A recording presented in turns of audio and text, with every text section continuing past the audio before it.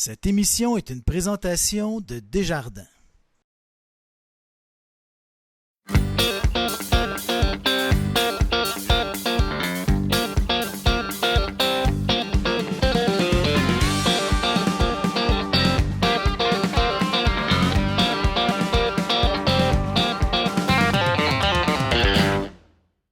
Bonjour et bienvenue à votre bulletin de nouvelles de Télécœur. Ici Marie-Andrée Dupéré et je serai avec vous pour ce prochain 30 minutes. Tout d'abord, le premier ministre du Québec, François Legault, était de passage le 12 mai dernier à l'École nationale de police du Québec. Voici la version longue de notre entrevue dans le cadre d'un point de presse.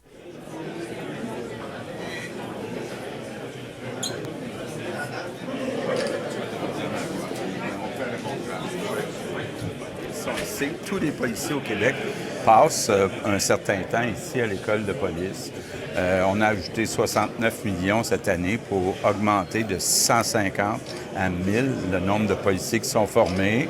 C'est dans le comté de Donald Martel qui a un fils qui est passé ici. C'est juste à côté du comté d'Isabelle Lecourt.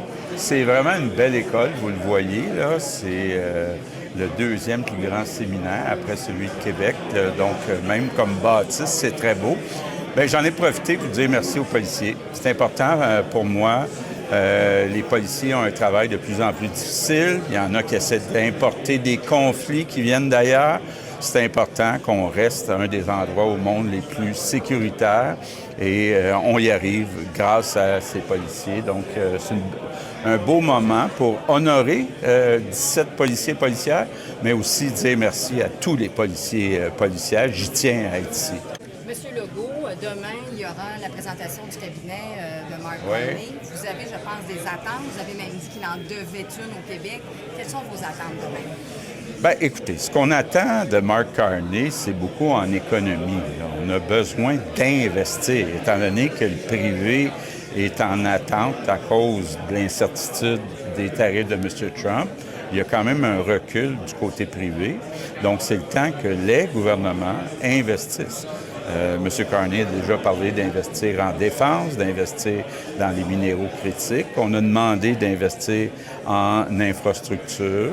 Bon, évidemment, on va surveiller ce qui se passe avec François-Philippe Champagne. C'est quand même un gros joueur économique, finance, là, donc on espère qu'il y aura une bonne place. Mélanie aussi. Parlant d'économie, encore dans le dossier de la relance de Lyon électrique, oui. Vous avez ce matin, en tout cas, on voit que le gouvernement va reconduire le programme d'électrification pour le transport scolaire. De quelle façon il sera reconduit puis surtout modifié peut-être pour la relance de Lyon électrique? Bon. Dans Lyon, là, il y a deux choses. D'abord, on l'a déjà dit, puis on ne change pas d'idée, le gouvernement n'investira pas plus d'argent dans Lyon. Maintenant, il y a des autobus qui ont déjà été vendus par Lyon. Il faut s'assurer qu'il y ait un entretien, un suivi qui soit fait sur ces appareils-là. On a des discussions avec d'autres compagnies d'autobus. Il semble qu'il y a un groupe privé qui serait intéressé à reprendre Lyon. Donc, il n'y a rien de finalisé. Mais comme je le dis, il n'y aura pas d'investissement additionnel dans Lyon. Les médecins menacent de vous poursuivre, là, entre autres devant les tribunaux pour votre loi, disent qu'ils vont faire des moyens de pression. Vous leur répondez quoi aujourd'hui? Bon, regardez. D'abord, ça fait longtemps là, qu'on négocie avec les médecins, en particulier les médecins de famille. Et moi, ce que je souhaite, évidemment, c'est une entente négociée avec les deux syndicats de médecins. Mais je l'ai souvent dit depuis 20 ans, on n'aura jamais un réseau de la santé efficace si on n'a pas une première ligne forte. C'est-à-dire que si les Québécois ne sont pas pris en charge par les médecins de famille, les infirmières, les groupes de médecine de famille, pour y arriver, à peu près tous les spécialistes arrivent à la conclusion qu'il faut modifier le mode de rémunération. Actuellement, les médecins de famille sont payés à l'acte. Nous, ce qu'on voudrait, c'est qu'il y ait une partie que ce soit la capitation. Toute la question des couleurs, là, je vois des gens qui se moquent un peu des couleurs. Depuis 25 ans, on dit, évidemment, un jeune de 25 ans n'a pas le même poids puis la même charge pour un médecin qu'une personne de 95 ans. Donc, les couleurs, c'est pour dire qui est un patient qui demande plus de travail, qui est un patient qui demande moins de travail. Mais moi, ce que je souhaite, là, c'est que, entre autres, la FMOQ vienne s'asseoir avec nous autres, qu'on trouve des solutions pour les Québécois, pour les patients. On ne fait pas ça pour être en guerre avec les médecins, on fait ça pour les patients. C'est pas vos propos, M. le Premier Non, ministre. non. Ce que j'ai dit, ça va brasser parce que je l'ai vu moi-même. J'ai été 1 an ministre de la Santé. Je sais que c'est pas facile de négocier avec la FMOQ. Je sais que la FMOQ n'a pas beaucoup d'ouverture à changer le mode de rémunération. Mais on n'y arrivera pas si on ne change pas le mode de rémunération. Donc, moi, ce que je leur dis, là, c'est venez à la table, on va travailler pour les Québécois, pour les patients. Donc, c'est ça qui est important. Les Québécois ont le droit d'avoir accès à un médecin de famille ou un groupe de médecine de famille. Puis actuellement, il y en a à peu près 2 millions qui n'ont pas accès. Donc, il faut changer les choses. Si on ne change rien, ça ne s'améliorera pas. Donc, on a besoin d'un changement. Il y a une résistance au changement du côté des syndicats de médecins. Je le savais. C'est pour ça que j'ai dit que ça va brasser, parce que ça fait 20 ans qu'on essaye de changer de mode. Puis tous les gouvernements ont reculé. Ont toujours reculé à la dernière minute. Ils ont eu peur de la réaction, justement, des moyens de pression des médecins. Mais encore une fois, là, il faut le faire pour les patients québécois. Parlons de médecins, M. Legault. Oui. À Fortierville, il y a une mobilisation pour avoir ce qu'on appelle des médecins dépanneurs. Là. Oui. Ça a été 2 fois refusé. Est-ce que c'est pas difficile pour une population qui a besoin de... Oui, bien écoutez, ça fait partie des discussions avec les syndicats de médecins. C'est que c'est important que toute la population soit prise en charge, qu'on soit dans le secteur rural ou dans les grandes villes. Il faut être capable, à un moment donné, que tout le monde soit pris en charge. Les gens à Fortierville payent les mêmes impôts que les gens à Montréal ou à Québec. Donc, c'est important qu'il y ait une prise en charge de tous les Québécois. Mais c'est très difficile à négocier avec les syndicats de médecins. Tous les gouvernements n'ont pas réussi. Nous, on ne reculera pas, puis on va réussir pour les Québécois. En 2 dernières questions. Ouvrir justement l'accès à des médecins dépanneurs à cette urgence-là, c'est complètement un décret qu'on demande, on ne l'a toujours pas, c'est le gouvernement. Bien, écoutez, là, pour l'instant, on est dans des mesures ad hoc, des mesures ponctuelles. Ce qu'on a besoin, c'est que tous les Québécois soient pris en charge, soit par une infirmière, soit par un médecin, dans un groupe de médecine de famille, puis qui ait accès à ce groupe-là quand il y en a besoin.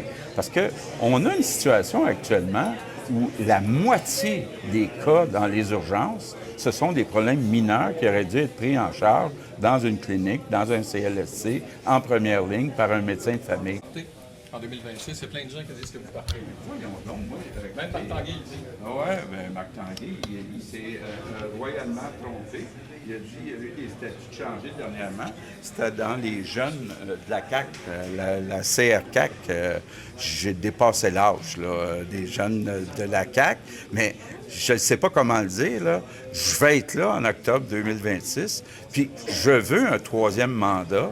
Je veux compléter le travail qu'on est en train de faire, entre autres avec Hydro-Québec, l'énergie, l'économie, où depuis 6 ans, on a battu le reste du Canada pour on a réduit l'écart de richesse. Mais il en reste encore un écart de richesse. Donc, je veux finir la job. Avec les médecins, je veux finir la job.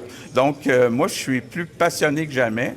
Puis, regardez-moi bien. J'espère que vous allez être là, M. Laforêt. On va être ensemble en octobre 2026 pour un 3e mandat de la CAQ. Merci beaucoup. Merci tout le monde. Merci.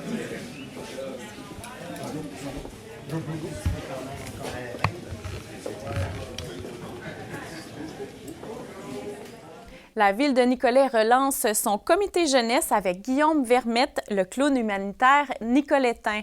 On en discute avec celui-ci, mais aussi les différents acteurs responsables de ce projet.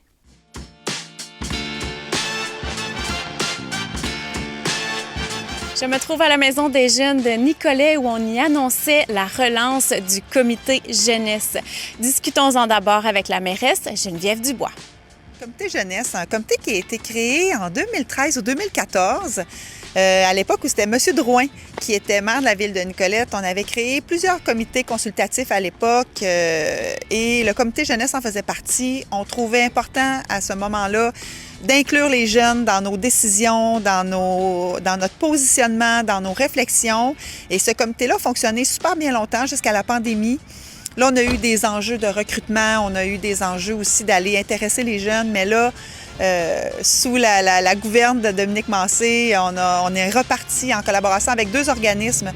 Puis je pense que ça vient aussi bien positionner la Ville dans toute sa façon de consulter et de s'assurer que la jeunesse pour laquelle on travaille au quotidien à la Ville de Nicolette puisse avoir une voix au chapitre et c'est ça qu'on annonce aujourd'hui. Bien, je crois que pour les jeunes aujourd'hui, il faut...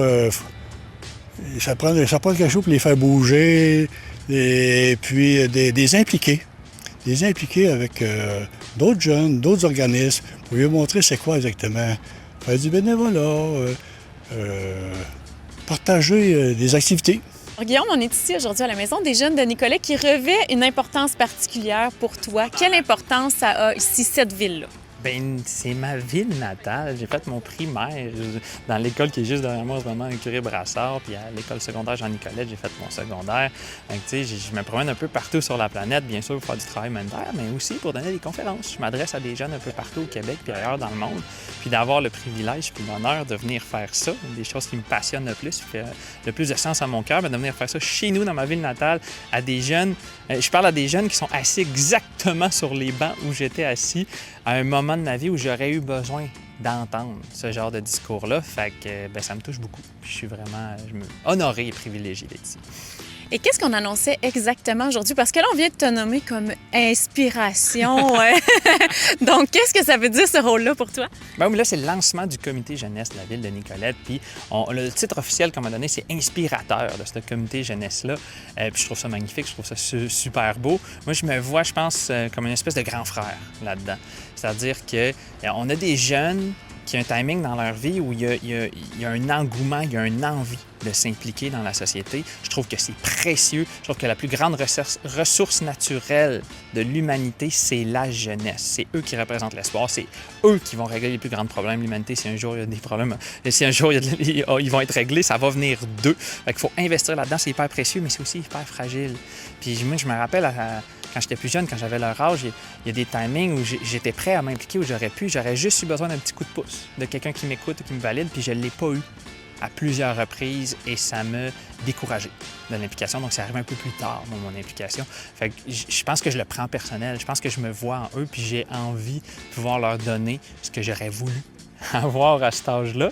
Puis tu sais, ça dit que c'est moi l'inspirateur du projet, mais je pense que c'est eux qui sont mes plus grands inspirateurs. Je ne serais pas capable de continuer de faire ce que je fais dans la vie, 20 ans de travail humanitaire, si j'avais pas des contacts comme ça avec des jeunes qui me donnent espoir puis qui me motivent parce que c'est eux l'avenir puis c'est pour eux que je fais ce que je fais dans la vie, Caroline. Ça me fait du bien de les voir. J'ai hâte de les rencontrer. Justement, ça va impliquer une rencontre dans le concret. Là, ça va ressembler à quoi, ton implication avec eux? Bien, j'aimerais beaucoup ne pas arriver avec un plan. Je pense qu'une des meilleures approches possibles, c'est de commencer par les rencontrer, d'aller voir comment ça se passe, leur rencontre de comité. C'est qui ces jeunes-là? C'est quoi leur ambition? C'est quoi leur rêve? C'est quoi leurs enjeux? C'est quoi leurs problèmes? De juste commencer par les écouter. Puis on va voir ce qui va en sortir. Ils vont avoir des questions, ils vont avoir besoin de conseils. Est-ce que je vais revenir pour répondre à certains de ces besoins-là? J'ai envie d'offrir quelque chose qui répond à un réel besoin, puis non pas d'arriver en tête avec « j'ai la solution » ou la réponse, mais juste de se rencontrer d'humain à humain. Ouais. C'est beau, ça. Si tu avais un conseil à donner, non pas aux jeunes, mais aux adultes qui gravitent autour des jeunes, ce serait quoi? J'ai envie de dire aux adultes de ne pas sous-estimer l'impact qu'ils ont dans la vie des jeunes. Et je pense que souvent, les adultes sous-estiment l'impact de leurs actions. Que nos actions ont plus de conséquences et de portée que nos mots. On peut dire plein de choses, mais si les bottines ne suivent pas les babines, bien, les jeunes, c'est ça qu'ils vont retenir. C'est ça qu'ils vont enregistrer, ce qu'on fait, ils nous prennent comme modèle. Tu sais, je vais donner un exemple fréquent. C'est quand je parle d'intimidation, par exemple, au secondaire, puis j'en parle avec des adultes, un discours que j'entends souvent, c'est « Ouais, mais les ados sont tellement cruels, sont tellement méchants. » Ouais, mais de qui tu penses qu'ils apprennent ça, l'adulte? Ils apprennent de nous. Si les ados ont ce genre de comportement-là, c'est parce qu'on leur a appris ces comportements-là. Ils sont peut-être un peu moins habiles pour être subtils dans leur comportement de violence, notamment de violence psychologique, mais on fait aussi preuve d'intimidation et de violence dans nos milieux de travail. Ceci est juste un exemple. Mais commençons par essayer de travailler sur nous-mêmes, les adultes, d'être la meilleure version possible de nous-mêmes et bienveillante. C'est le plus beau cadeau qu'on peut faire aux jeunes. On peut enseigner n'importe quoi, dire n'importe quelle théorie ou leçon de vie. Si on ne le fait pas nous-mêmes, ça ne marchera pas.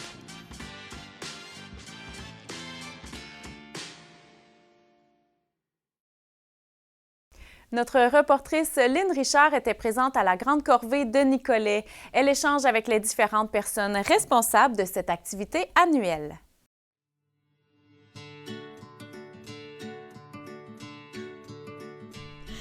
En ce 27 avril 2025, je me trouve présentement à Nicolet. Malgré le temps tristounet, des gens se sont mobilisés pour une bonne cause. En compagnie de la mairesse de Nicolet, Mme Geneviève Dubois. Écoutez, Mme Geneviève, là, qu'est-ce qui se passe aujourd'hui là, dans la ville de Nicolet? Aujourd'hui, c'est notre grande corvée. Et exceptionnellement, cette année, habituellement, c'est une activité que la ville mène seule, mais là, on a des partenaires avec nous. Vous les voyez derrière. Donc, on a nos 3 bassins versants. On a aussi le Centre de biodiversité qui est là, qui attendent les gens et qui nous accompagnent là, dans cette journée fort importante. Malgré la pluie, écoute, on attend les gens en grand nombre. En fait, on espère que les gens seront au rendez-vous, mais vous l'avez bien dit, il fait pas chaud, il pleut, mais les gens auront tout le mois quand même pour procéder à la collecte. Donc, les familles pourront, en allant au parc, en allant prendre une marche, traîner le sac, ramasser les déchets. Donc, il y aura plusieurs opportunités pour participer à la corvée, même si aujourd'hui, la température est moins au rendez-vous, mais il y a des bénévoles qui sont là, il y a un dîner hot dog dehors, il y a les partenaires qui sont ici puis qui vont nous en apprendre plus sur la faune, la biodiversité, la flore. Donc, j'invite les gens quand même à participer à l'activité. C'est une belle activité collective où les gens peuvent poser des gestes concrets pour notre terre. C'est en lien avec le Jour de la Terre. Mais à Nicolette, on fait beaucoup d'actions pour protéger notre biodiversité. On s'est doté d'une nouvelle planification stratégique cette année. Il y a 5 axes et il y en a un que c'est valoriser le vivant. Et valoriser le vivant, ce n'est pas que les humains. C'est aussi tout ce qui nous entoure dans la nature. On l'a vu pendant la pandémie à quel point c'est important d'avoir des espaces naturels autour, à quel point cette nature-là rend des services à la population. Donc aujourd'hui, c'est une façon d'honorer le Jour de la Terre. Bien, merci beaucoup de m'avoir accordé ces quelques mots et on se souhaite une magnifique journée. Merci beaucoup à vous d'être là. J'ai avec moi Mme Marie de Grosbec. Écoute, Mme Marie, là, aujourd'hui, là, en cette journée spéciale, du grand nettoyage, dites-moi, là, c'est qui Grosbec, en fait? Grosbec, c'est le groupe de concertation des bassins versants de la zone Bécancour. Notre territoire s'étend du haut de Thetford Mines jusqu'au fleuve. Fait qu'on a un très gros territoire et une partie de Nicolette fait partie de notre territoire. C'est pour ça que pour l'activité, on a décidé de participer avec Copernic puis la ZIP du Lac-Saint-Paul pour faire un plus gros événement puis montrer aussi qu'on travaille tous ensemble pour la même cause. Tout à fait. Puis là, on est dans le grand nettoyage. On en a pour le mois de mai. En fait, il y a des prix à gagner. Il y a plein de choses qui gravitent autour là, de ce grand nettoyage. Oui, il y a la journée, comme on dit, la journée même d'aujourd'hui, dimanche. Mais les personnes sont invitées pendant tout le mois de mai. Citoyens, entreprises, écoles, garderies, organismes communautaires, tout le monde, on veut vraiment qu'ils mettent toute la main à la pâte pour faire un très gros nettoyage du printemps à l'ensemble du territoire de Nicolette. Les prix de participation vont être remis à la fin du mois pour les équipes qui se sont inscrites sur notre code QR. Pour nommer quelques prix, le Musée de la biodiversité fait tirer des prix des laissez-passer familiales. Le Musée Odanak aussi. L'Hôtel Montfort, un laissez-passer pour accès au spa. Le Musée de la biodiversité aussi, qu'est-ce qui est vraiment le fun pour les écoles, c'est un 500 $ qui est tiré pour que les écoles puissent soit aller à leur installation ou soit qu'eux se déplacent dans leur installation. Je parle de l'école, mais garderies sont inclus dans ce prix-là. C'est pour donner vraiment l'accès aux jeunes à toucher puis avoir vraiment une connexion avec la biodiversité. Fait que c'est des petits prix comme ça. On a aussi des dépanneurs, stations-service, restaurants qui donnent des certificats cadeaux. Le but, c'est des prix familiales, vraiment pour qu'on puisse sortir en famille puis faire quelque chose peut-être qu'on n'avait pas la chance de faire. Mais c'est vraiment un événement qu'on veut familial ou collectif puis qui peut permettre ensuite de profiter des choses qu'il y a dans la région de Nicolette que peut-être qu'on ne connaissait même pas. Pour les auditeurs, comment on fait pour trouver en fait votre code QR? Sur les affiches qu'on a mis la journée même de l'événement. Sinon, sur Facebook, événement en cours sur la page du Grosbec, Nicolette et la ZIP du Lac-Saint-Pierre et aussi sur la page de la ville de Nicolette. L'événement donne le lien directement de où s'inscrire avec le code QR. Merci beaucoup, Madame Marie, et on souhaite bonne chance à tous les participants. Merci beaucoup, puis venez en grand nombre aujourd'hui. Présentement, Madame Isabelle Denis, responsable du Centre de la biodiversité. Vous avez quand même plusieurs chapeaux là, au Centre de la biodiversité. Oui, effectivement. En fait, mon véritable rôle, je suis superviseur à la médiation culturelle éducative du musée. En plus de ça, je fais les ressources humaines, mais de base, je suis technicienne en santé animale, donc l'infirmière des animaux du musée. Puis pour l'événement d'aujourd'hui, c'est une première? Hein? Oui, c'est une première cette année. En fait, c'est l'organisme Gros-Bec qui nous a approchés pour la grande corvée. Et nous, dans le fond, on est là surtout pour parler justement des espèces, les animaux, les plantes qui sont menacées. C'est quoi concrètement? Donc les gens vont pouvoir venir à notre kiosque, puis on va pouvoir leur parler, leur montrer à travers des jeux, toutes sortes de petites activités. Puis, bien sûr, on a des animaux vivants sur place. C'est important parce que si on laisse des déchets, bien, eux, ça va faire en sorte qu'ils vont diminuer. Il va y avoir des populations, par exemple, les abeilles, par exemple, les grenouilles qui se réveillent, les salamandres. Donc, si on n'a pas ces créatures-là, bien, on a un déséquilibre dans l'écosystème au total. Donc, c'est très important de préserver, de nettoyer, justement, les berges et tout pour préserver cette nature-là qui est très importante. Alors, j'ai avec moi Mme Catherine du comité ZIP de la zone du lac Saint-Pierre. Aujourd'hui, là, en cette journée là, de nettoyage, là, quel serait le message que vous aimeriez laisser aux citoyens?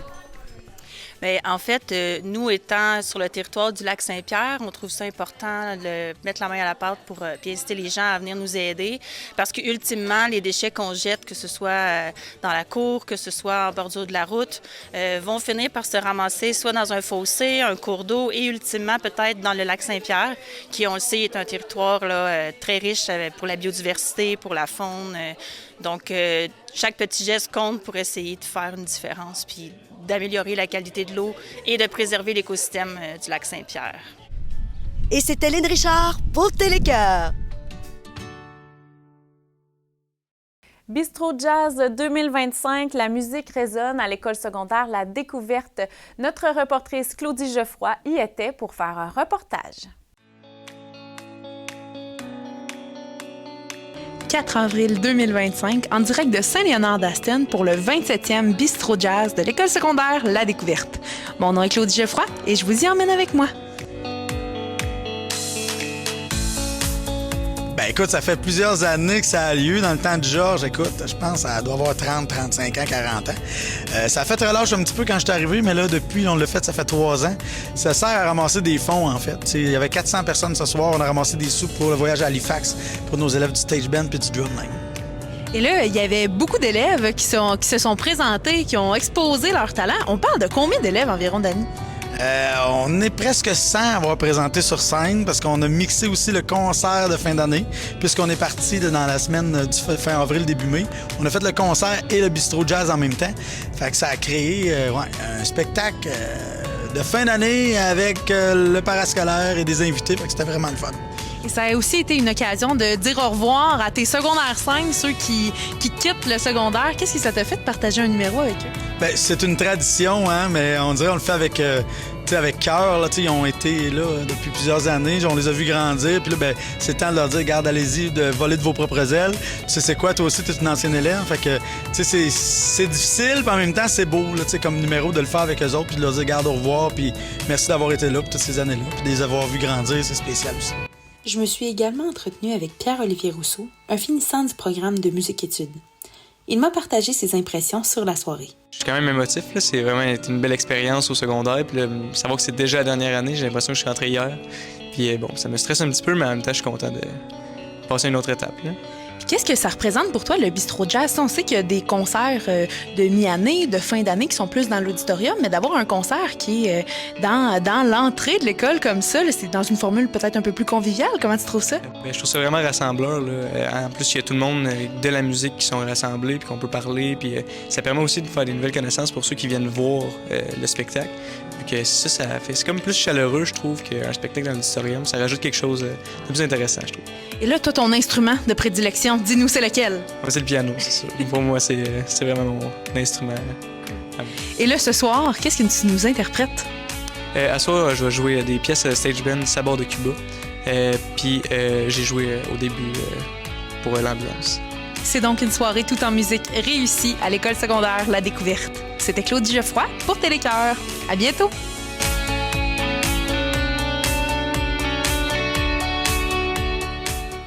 Lynn Richard était présente à l'inauguration du Centre d'action bénévole du Lac-Saint-Pierre à Pierreville. Voici son reportage.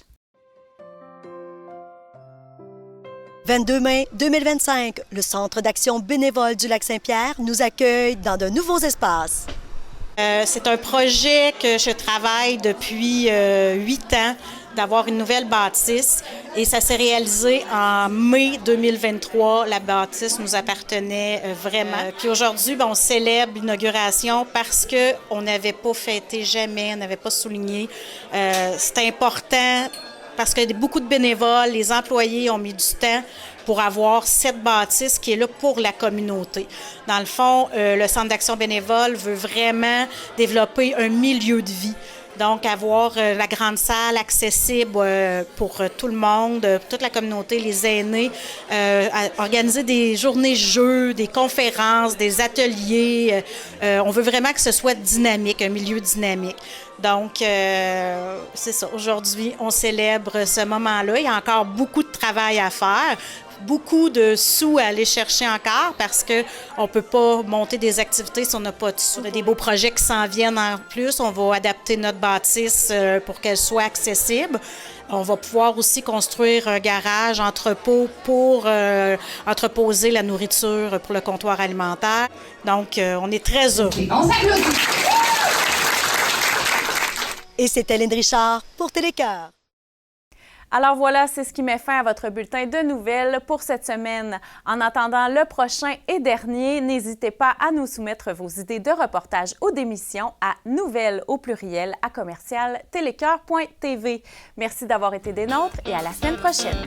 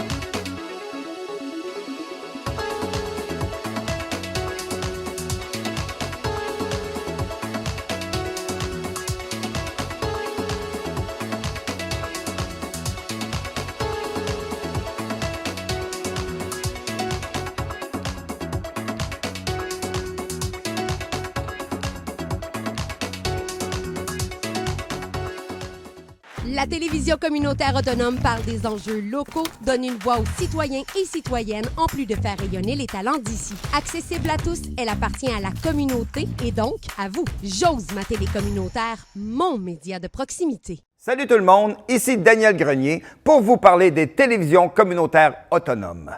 42 télévisions situées dans 15 régions administratives du Québec. Elles parlent des enjeux locaux et font rayonner les citoyens en leur donnant accès à un média accessible. Je la savais pas.